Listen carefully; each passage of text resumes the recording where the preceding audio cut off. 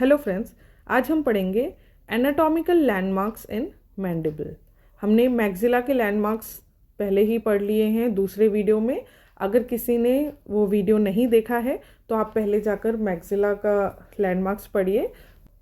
मैं उस वीडियो का लिंक डिस्क्रिप्शन में भी डाल रही हूँ और आप मेरे चैनल में जाकर भी उस वीडियो को देख सकते हैं।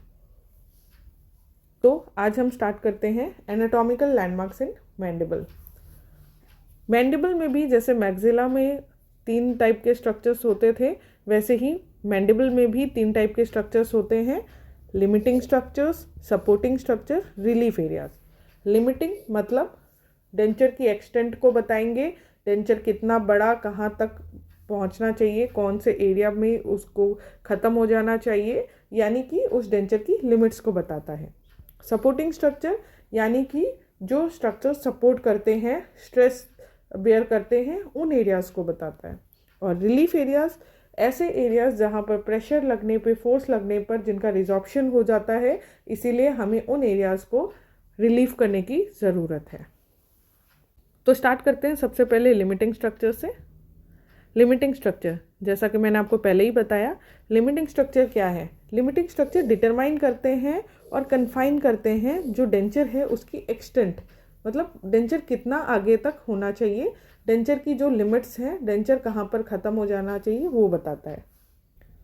मैंडिबल में जो लिमिटिंग स्ट्रक्चर्स होते हैं वो बेसिकली 4 लिमिटिंग स्ट्रक्चर मैक्सिला की तरह ही होते हैं। मैक्सिला में भी ये 4 लिमिटिंग स्ट्रक्चर होते हैं: labial frenum, labial vestibule, buccal frenum and buccal vestibule. जो अलग होते हैं वो ये 4 होते हैं मैंडिबल में: लिंगुअल फ्रीनम, एल्विलोलिंगुअल सल्कस, रेट्रोमोलर पैड, टेरिगोमैंडिबुलर रैफे। चलिए अब हम सबके बारे में एक एक करके पढ़ते हैं। सबसे पहले पढ़ते हैं labial frenum. Labial frenum, labial frenum भी एक फाइब्रस बैंड होता है, जैसा कि मैक्सिला में पाया जाता है, बिल्कुल वैसा का वैसा मैंडिबल में भी ये एक फाइब्रस बैंड की तरह होता है। और इसमें जो मसल्स होती हैं, इंसेसिवस और ऑर्बिकुलरिस ऑरिस, जो फ्रीनम है उसकी मूवमेंट को अफेक्ट करती हैं, यानी कि इन्फ्लुएंस करती हैं। और जैसे कि हमने मैक्सिला में पढ़ा था, मैक्सिला का जो लेबियल फ्रीनम है वो पैसिव होता है, बट मैंडिबल में जो लेबियल फ्रीनम है वो एक्टिव होता है। अगर हम डायग्राम में देखें, अगर ये मैंडिबल है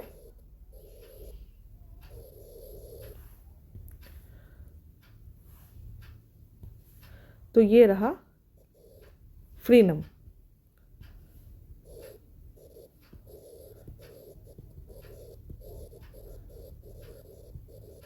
लेबियल फ्रीनम इसलिए कहते हैं क्योंकि ये लिप्स की तरफ होता है, और जो चीक्स की तरफ होता है उसे हम बकल फ्रीनम कहते हैं।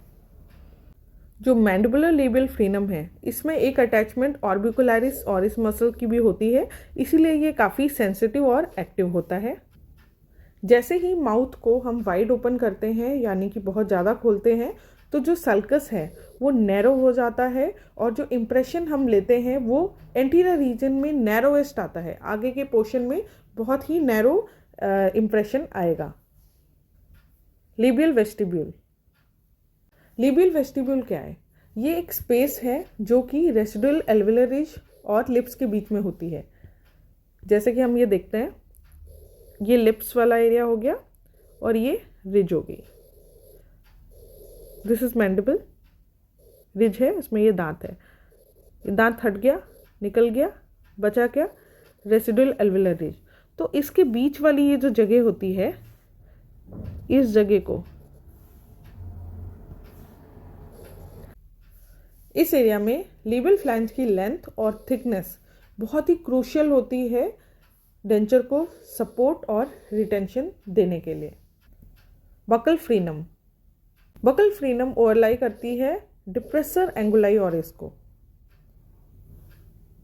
बक्सिनेटर मसल के जो फाइबर्स होते हैं वो भी अटैच्ड होते हैं फ्रीनम से। इसे हमें रिलीव करने की ज़रूरत है ताकि डेंचर डिस्प्लेस ना हो फंक्शन के दौरान। Buccal vestibule, buccal vestibule extend करता है पीछे की तरफ बकल फ्रीनम से रेट्रोमोलर रीजन तक। बकल वेस्टिब्यूल एक तरफ रेसिडुअल एल्वियोलर रिज से बाउंड होता है और दूसरी तरफ बक्सिनेटर। हमने डायग्राम में जैसे लेबियल में देखा था, लिप्स के पास वाला एरिया जो रेसिडुअल एल्वियोलर रिज और लिप्स के बीच में जो सल्कस बन रहा था उसे हम लेबियल सल्कस कहते हैं या लेबियल वेस्टिब्यूल कहते हैं। वैसे ही बक्कल वेस्टिब्यूल बक्कल एरिया यानी चीक वाले साइड में जहाँ पर चीक है और जो हमारी रेसिडुअल एल्वियोलर रिज है उसके बीच का जो सल्कस है उसे हम बक्कल वेस्टिब्यूल कहते हैं। ये स्पेस मैसेटर के एक्शन से इन्फ्लुएंस होती है। जैसे ही मैसेटर कॉन्ट्रैक्ट होता है ये पुश कर देता है इनवर्ड बक्शिनेटर की टुवर्ड्स एंड एक बल्ज माउथ में दिखाई देने लगता है। एंड ये जो बल्ज है इसे रिकॉर्ड हम तभी कर सकते हैं जब मैसेटर कॉन्ट्रैक्ट होता है, यानी कि हमें मैसेटर के एक्शन पे डिपेंड करना पड़ता है इसको रिकॉर्ड करने के लिए। इसे हम रिप्रोड्यूस करते हैं एक नॉच की तरह डेंटल फ्लैंज में और इसे हम मैसेट्रिक नॉच भी कहते हैं। लिंगुअल फ्रीनम, जो लिंगुअल फ्रीनम है इसकी हाइट और विड्थ काफ़ी वेरी करती है और हमें रिलीफ देने की ज़रूरत होती है। एंटीरियर पोर्शन में हमें लिंगुअल फ्लैंज के एंटीरियर पोर्शन में रिलीफ देने की ज़रूरत है।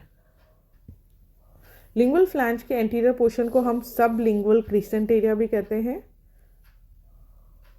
और कई बार हमारा जो लिंगुअल फ्रीनम है वो बहुत हाई होता है, उसकी अटैचमेंट बहुत ऊपर तक होती है जिसे हम टंग टाई भी कहते हैं। ये इंपॉर्टेंट क्वेश्चन है, पूछा जाता है कि टंग टाई क्या होता है। और इसे जब भी हमें डेंचर बनाना है अगर ये हिंडर कर रहा है स्टेबिलिटी को या डेंचर को बिठाने में तो हमें इसको करेक्ट करने की ज़रूरत है।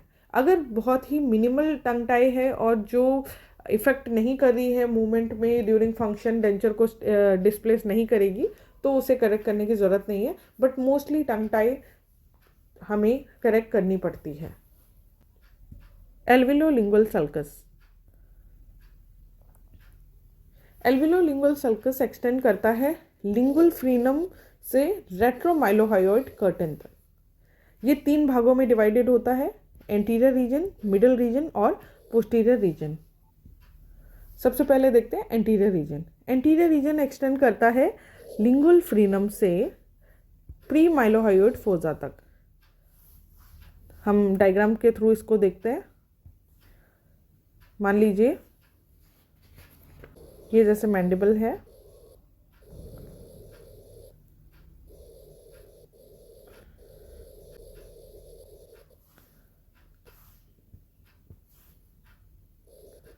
इस रीजन को हम कहते हैं anterior reason of एल्वियोलिंगुअल sulcus.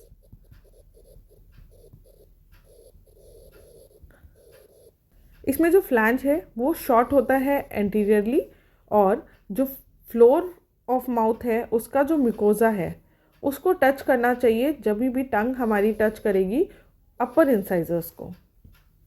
Middle region, middle region extend करता है प्री माइलोहायोइड फोजा से distal end of mylohyoid ridge. हम डायग्राम में देखते हैं, जैसे कि ये मैंडिबल हो गया,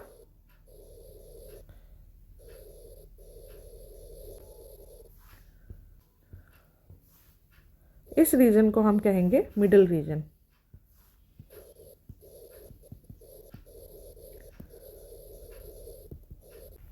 ये रीजन शैलोवर होता है एज कंपेयर टू आगे और पीछे वाले पोर्शन के, क्योंकि यहाँ पर माइलोहायोइड रिज की प्रोमिनेंस होती है और माइलोहायोइड मसल्स की एक्शन होती है, जिसके कारण ये रीजन थोड़ा सा शैलो होता है। जो लिंगुअल फ्लैंज है वो उसका स्लोप मीडियली होना चाहिए टंग की तरफ, और जो स्लोप होता है वो हमें 3 तरीके से हेल्प करेगा। एक तो सबसे पहले टंग है हमारी वो रेस्ट करेगी फ्लैंज के ऊपर, जिसकी वजह से स्टेबलाइज करेगा वो डेंचर को, यानी स्टेबिलिटी आएगी डेंचर में। दूसरा, ये स्पेस प्रोवाइड करेगा फ्लोर ऑफ द माउथ को रेज होने के लिए ड्यूरिंग फंक्शन। जब कुछ फंक्शन में होगी मसल्स और हमारा जो फ्लोर है माउथ का वो रेज होगा तो उस समय हमारा डेंचर इसकी वजह से डिस्प्लेस नहीं होगा, इसलिए ये यहाँ पर एक स्पेस प्रोवाइड कर रहा है। तीसरा, ये पेरिफेरल सील प्रोवाइड करता है डेंचर को फंक्शन के दौरान। हमें यहाँ पर 3 चीज़ें मिल रही हैं, एक तो स्टेबिलिटी, दूसरी स्पेस और तीसरा पेरिफेरल सील। अब आते हैं पोस्टीरियर रीजन की तरफ। पोस्टीरियर रीजन होता है वो रेट्रोमाइलोहायोइड फोसा में प्रेजेंट होता है और कॉमनली इसे हम लेटरल थ्रोट फॉर्म भी कहते हैं। डायग्राम में देखते हैं, ये मैंडिबल हो गया,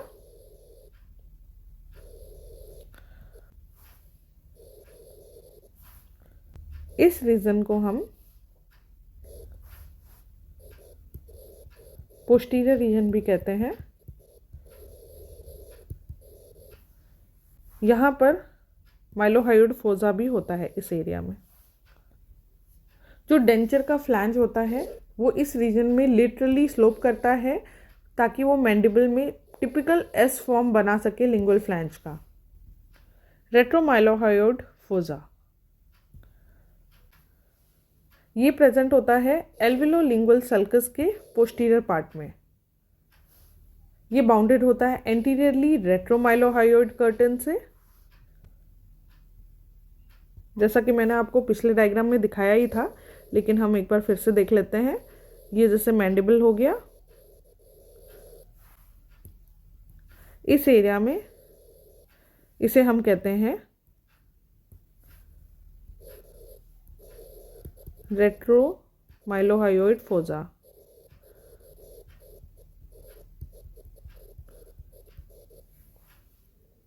ये बाउंडेड होता है एंटीरियरली रेट्रोमाइलोहायोइड कर्टन से,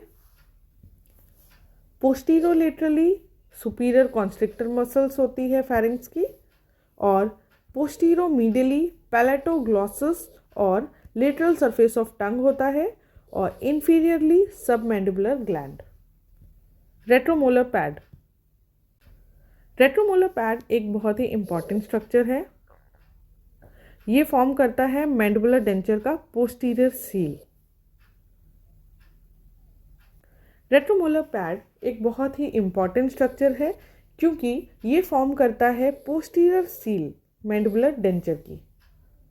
ये नॉन केराटिनाइज्ड पैड होता है और इसे हम पियर शेप के पैड के कंटिन्यूशन की तरह देखते हैं।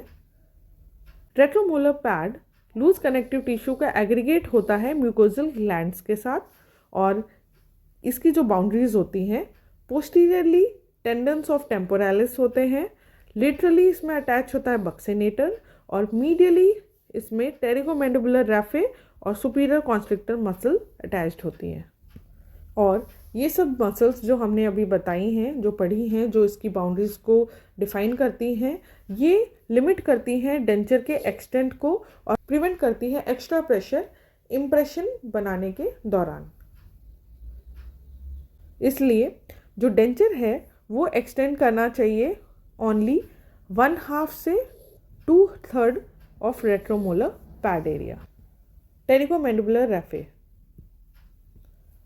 टेरिगोमैंडिबुलर रैफे अराइज होती है हेमुलर प्रोसेस से एंड अटैच हो जाती है माइलोहायोइड रिज से। अगर हम डायग्राम में देखें, जैसे कि ये मैक्सिला हो गया, ये हो गया मैंडिबल, इस मसल्स को, इसको हम कहेंगे टेरिगोमैंडिबुलर रैफे। ये जो रैफे है ये टेंडिनस इंसर्शन होता है 2 मसल्स का। पोस्टीरोमीडियली इसमें होती है सुपीरियर कॉन्स्ट्रिक्टर मसल इंसर्टेड, और एंटीरियर लेटरली इसमें बक्सिनेटर मसल इंसर्ट होती है। टेरिगोमैंडिबुलर रैफे कई पेशेंट में बहुत ज़्यादा प्रोमिनेंट होती है, जिसके कारण वहाँ पर एक नॉच लाइक रिलीफ देने की ज़रूरत होती है डेंचर में, और बहुत सारे पेशेंट्स होते हैं जिनमें क्लियरेंस की ज़रूरत नहीं होती है। एक simple wide open visual inspection अगर हम करते हैं तो उससे हमें पता चल जाता है कि हमें क्लियरेंस देने की ज़रूरत है या नहीं। Supporting structures. मैंडिबल में 2 सपोर्टिंग स्ट्रक्चर्स होते हैं, बकल शेल्फ एरिया और residual alveolar ridge. Buccal shelf area buccal frenum और एंटीरियर बॉर्डर ऑफ मैसेटर के बीच में होता है। अगर हम डायग्राम में देखें, ये मैंडिबल हो गया, कोरोनॉइड प्रोसेस। यहाँ पर होता है हमारा बकल शेल्फ एरिया।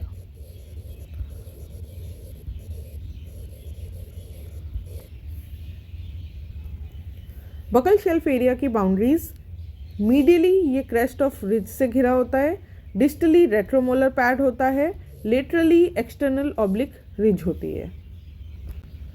जैसे जैसे एल्वियुलर रिजॉर्प्शन बढ़ता जाता है वैसे वैसे इसकी विड्थ भी बढ़ती जाती है। बकल शेल्फ एरिया की भी विड्थ इंक्रीज होती रहती है रिजॉर्प्शन के साथ साथ। इसके ऊपर थिक सबम्यूकोजा की लेयरिंग होती है और ये राइट एंगल पे होता है ओक्लूजल फोर्सेस से, तो इसीलिए इसे हम प्राइमरी स्ट्रेस बेयरिंग एरिया भी कहते हैं, क्योंकि इसमें फोर्सेस डायरेक्टली राइट एंगल पे पड़ती हैं।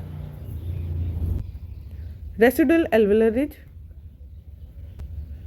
रेसिडुअल एल्वेलर रिज जैसे जैसे रिजॉर्प्शन होता रहता है वैसे वैसे मैंडिबल इंक्लाइन होता है आउटवर्ड, बाहर की तरफ, जिसकी वजह से मैंडिबल वाइडर, मतलब उसकी जो चौड़ाई है मैंडिबल की रिज की वो बढ़ती जाती है रिजॉर्प्शन के साथ साथ, क्योंकि इसमें इंक्लिनेशन आउटवर्ड होता है।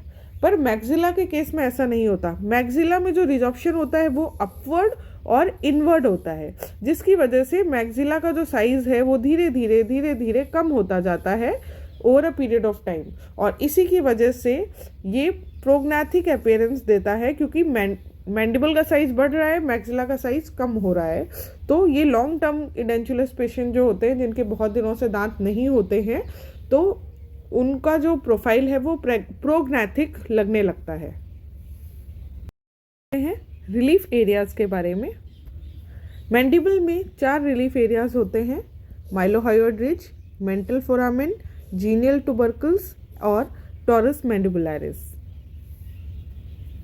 सबसे पहले माइलोहायोइड ridge.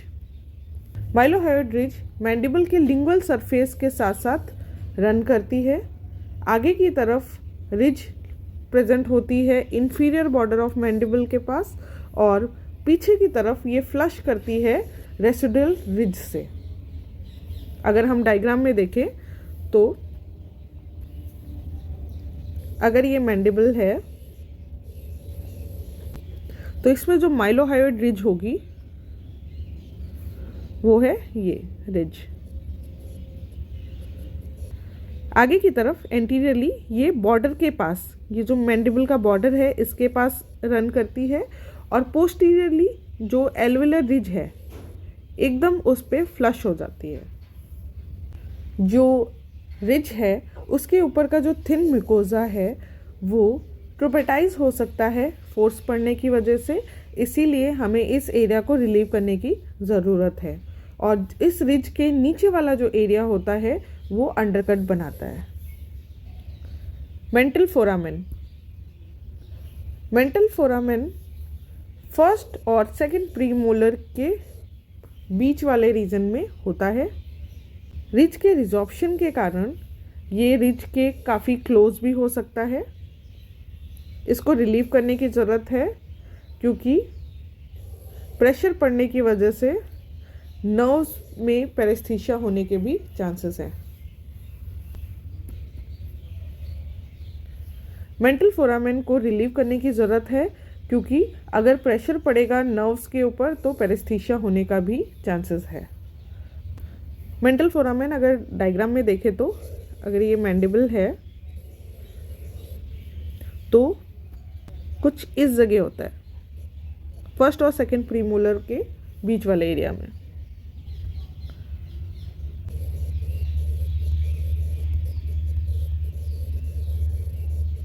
Mental foramen. Genial tubercles. Genial tubercle एक पेयर ऑफ बोनी ट्यूबरकल्स होती है जो आगे की तरफ प्रेजेंट होती है लिंगुअल साइड में मैंडिबल के। रिज रिजॉर्प्शन के कारण ये प्रोमिनेंट भी हो सकती हैं और डेंचर के यूजेस में भी डिफ़िकल्टी प्रोड्यूस कर सकती है। टॉरस मैंडिबुलरिस। टॉरस मैंडिबुलरिस एबनॉर्मल बोनी प्रोमिनेंसेस होते हैं जो बाइलेटरली दोनों तरफ मैंडिबल में प्रेजेंट होते हैं, मोस्टली प्रीमोलर रीजन में होते हैं और ये कवर्ड होते हैं थिन म्यूकोसा से। इनको रिलीव करने की ज़रूरत होती है या फिर सर्जिकली रिमूव करना पड़ता है, डिपेंड करता है उनके साइज़ के ऊपर।